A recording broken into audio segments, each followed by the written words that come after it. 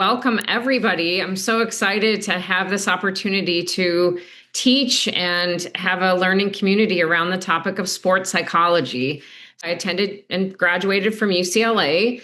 It was a double major in psych and English, but they wouldn't actually let me formally do that. So I did psychology with an emphasis in English. Then I worked in athletics and in psychology for a year. I took a gap year in between my undergrad and my master's. And I actually helped the athletic department help athletes learn. So we ran an academic improvement program, a study hall for athletes. I set up and trained the mentors and tutors, and I ran study hall essentially, which sounds super glamorous, but it was an example of a job that I learned so much. I got to interact with coaches. I got to interact with the athletes themselves. I was picked to do this because I did well in a class. I got an A in Public Health 19, and that was a really popular class with the athletes. And so they sought me out to tutor athletes. So that's how I started. And then I moved my way into coordinating the whole academic improvement program. So when we think about impulsivity, again, there tends to be a negative connotation with it, right? Like we think of being impulsive as bad. And I was really fascinated with this concept. And in athletics, oftentimes you do have to react, respond, think on your feet, and not think through the consequences. You can't run into a burning building and be thinking, gosh, what might happen to me? You can't run out to a field and be like, I don't know if I'm going to get a concussion or break my leg. I'm scared of getting injured. That is not going to be productive. And a lot of times athletes will talk about they just react without thought. There is not thought involved in making quick decisions and having to respond and react in a way that you aren't fully aware of what's going to happen. So impulsive itself is a characteristic of ADHD. Individuals who have attention deficit hyperactivity disorder tend to be more impulsive. They are quicker to talk. They're quicker to kind of be in the moment. And a lot of athletes are attracted to sports because of their problems with focusing and paying attention. So I was at the Edmonton Oilers Kings game in the playoffs, and that isn't the greatest picture because if anyone's been to Edmonton, that entire arena was filled with orange, and you could not hear yourself. If you have ever been to a playoff hockey game, it is one of the most intense environments you'll ever experience, especially in Canada. And I was blown away at the level of pressure just being in that space, like just someone's from Edmonton. Awesome. So being in that space is in of itself affecting our nervous system, affecting our reactivity, affecting kind of our stimulation level of just being in there, not much, not even considering the pressure of the moment, what's at stake, losing jobs, coaches losing jobs, reputation, image, identity, family, all of that. And there is literally a physiological difference that occurs in our brain when we get close to winning something. When we get close to anything, our brain literally registers it as already done. So if we're almost to a train that's pulling away, right? We're almost there versus a mile away. Our brain registers it as different. It registers as that like it's close enough. And same with competing. If we are almost winning, if we are someone who is like up an advantage, it is something we have to override to let off the brakes, because essentially that is what happens. We start registering it as it's a done deal. This is mine. I feel it. It's already close enough.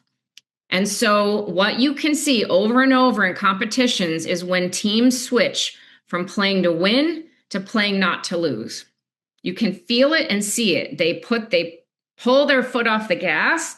They stop giving that extra effort. Their mind already has registered as a win.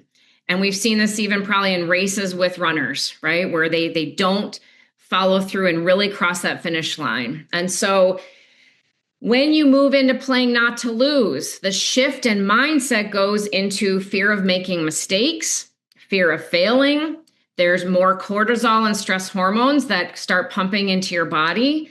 Your brain starts to overthink or it misses details.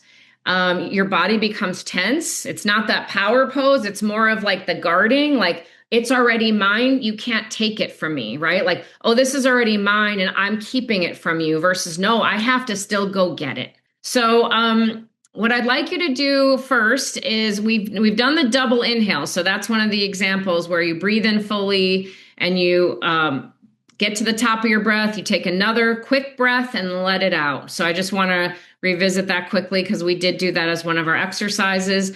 But for this one, I really want you guys to physically focus on your belly, right? So the way, again, that this can be done to make sure that the athlete is tracking is I want you to find your ribs. So I actually want you to find kind of that rib cage, and I want you to feel your side ribs and your back ribs. So I want you to kind of picture this canister, right, that's going around front, side, and back body. So kind of feel your ribs all the way around. And really just close your eyes and kind of feel where your bones are. Feel the rib cages as it wraps.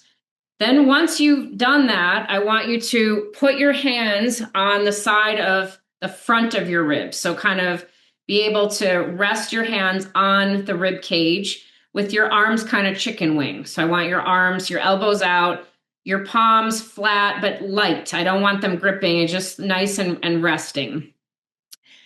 And then if you can and you're comfortable, go ahead and close your eyes. And I want you to breathe to be able to expand those ribs. I want you to expand them wide and see if you can expand to the side. So your ribs kind of get wider as you breathe in. And then as you breathe out, let the ribs kind of collapse and come closer. So you're breathing in, ribs go wide. Breathing out, ribs kind of wrap. And just do that 2 more times for me. I want to distinguish between meditation and mindfulness. We're going to do a little of both. Meditation is one centered attention, one focused attention. So today with one of my operators, I basically had him go through a meditation where we did breathing first.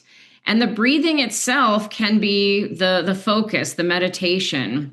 Then we switched to auditory where he just focused on sounds. And then we ended with an experience of kind of a body awareness.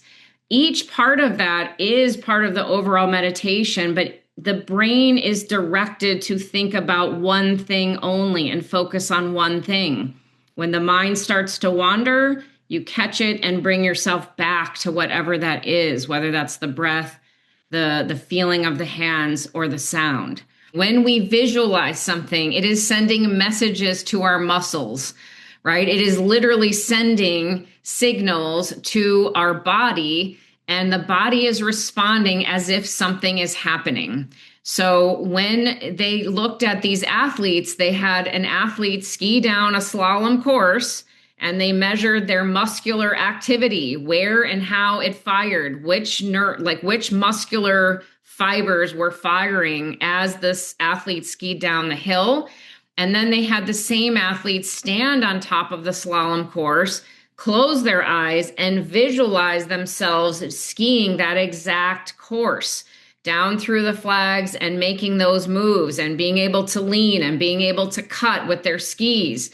And as they did that, the same muscle fibers fired as if they were actually skiing.